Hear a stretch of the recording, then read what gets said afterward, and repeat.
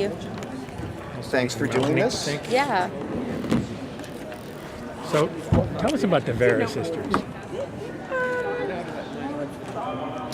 What do you want to know? I mean, they're very different people. Right? We have distinct personalities, and we learn that we have superpowers at the same time, and we're kind of just navigating how to use them and what to do with them, and also trying to like lead normal lives, have relationships, and have jobs, and just like the complications of that. I'm Latino, and I think it's great that it's the Vera sisters and they're Me Latinas. too. And I mean, that gets my support right there. Because Thank you. That means a lot. we need their representation, frankly, on television, especially in this kind of show. Well, yeah. I mean, like I always feel like we're the majority. People of color, and like we're not the minority anymore. And I feel like entertainment and television should really reflect that.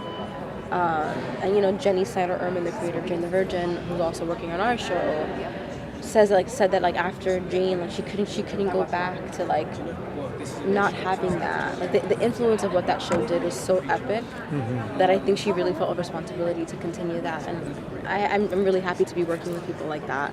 What show? I'm sorry. Jane the Virgin. Okay. Yeah. Know that show. Same creators. Yeah. So that's I'm really excited. No, it's cool. Very cool. So obviously Mel and Maggie have no idea about Missy at first. No. What's this relationship going to be like to start with? How's it going to develop? It's rocky. It's definitely a rocky relationship because Maggie and Mel are really close, and they like were their mother's daughters, and then to find out you have another sibling is a little complicated. Now, are you twins, Maggie and Mel? No. Okay.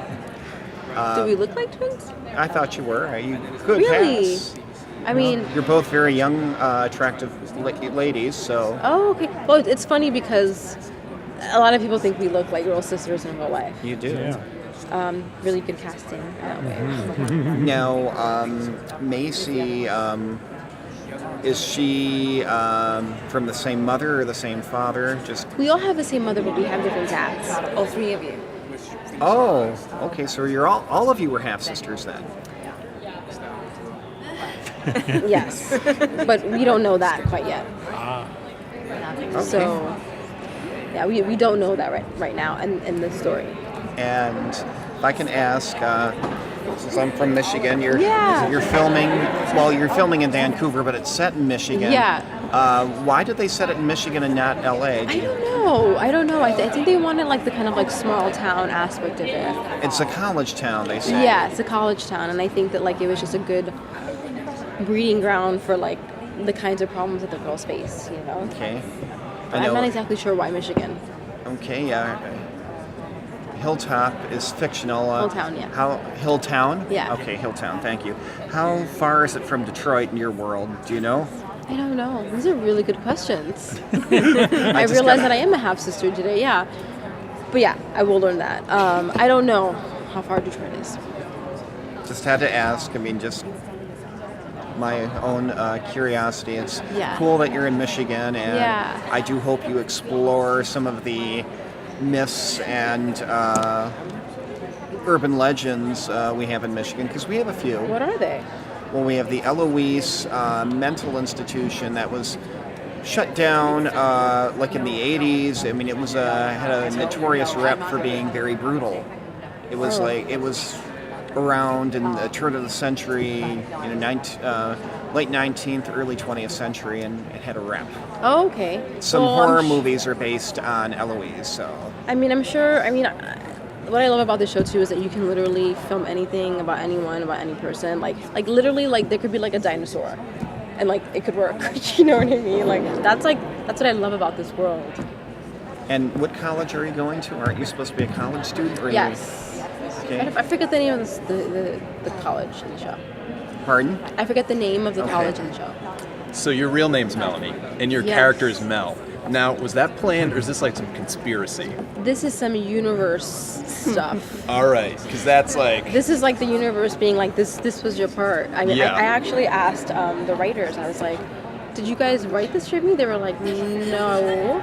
But, no, isn't that weird? It is. What do you find about Mel that's like Melonie? I'm really passionate.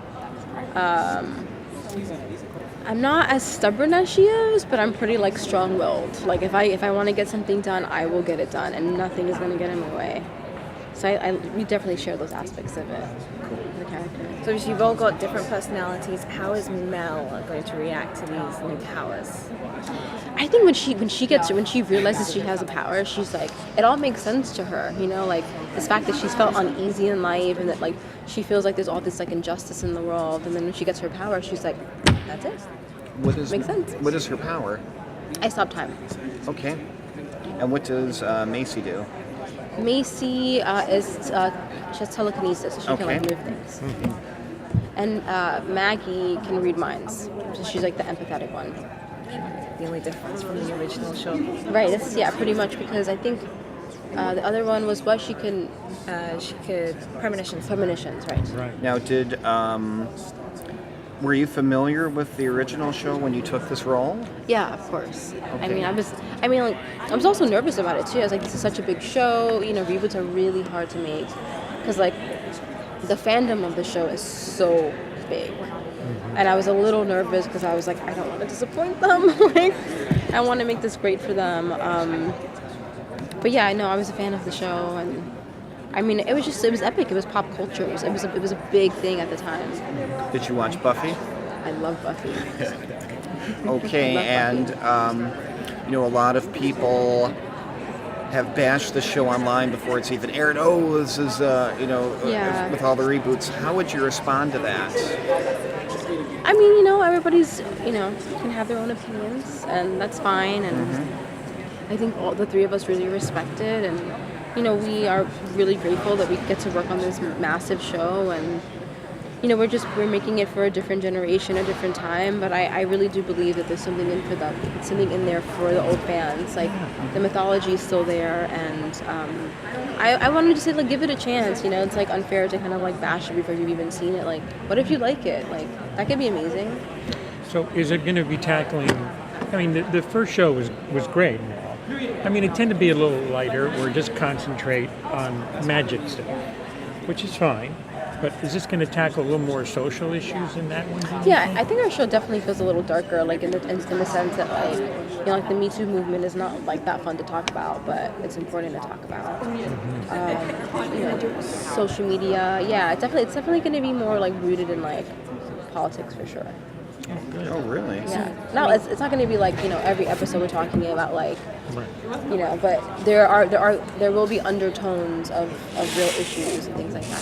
So it's going to weave between the magic and social issues. Yes. Yeah, and also just like these girls being sisters and trying to like navigate being a witch and a real person with real relationships, and how complicated that is, and not being able to tell anybody. Like, that must suck. We're speaking of relationships. Your character's a lesbian on the show. What's that like? Because not only is it the representation of a person of color, but you've also got the LGBTQ representation. I'm really excited. It's such, I'm so happy to be representing that community.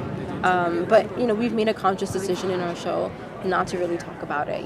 She's a woman who loves another woman, and we're never going to be like, why are you like? We're never going to talk about her sexual orientation like that. It's normalized. It's like it's 2018. Why are we talking about like, who cares if she likes a girl? Like, we're free to love whoever we want, whenever we want. So it's you're looking at. That's not. I mean, that's part of her character. That's not her defining characteristic. Yeah, it doesn't define her personality. She's an individual. She's a sister. She's a human being, and that's by far what we're focusing on. We're not. And I think her being lesbian is like whatever. Willow and Tara and Buffy. I think they really mainstreamed it in a way, wouldn't you say? Sure. Yeah, I think that, and a lot of other shows. Black Lightning. Yeah. Oh, that's right. I love that aspect of it. It's so cool. I really love that show. Yeah. I love that actor. Chris Williams. He's a big dude. He's big and he's so sweet. Yeah, he is. I just got to meet him again. Every time I meet him, I'm like, I love you, and he's like, this girl's crazy. Do you come up to his kneecap? Yes. I come up to his below his chest. I'm pretty tiny. I'm 5'2", and he's like massive. Okay, thanks, guys. Thank you.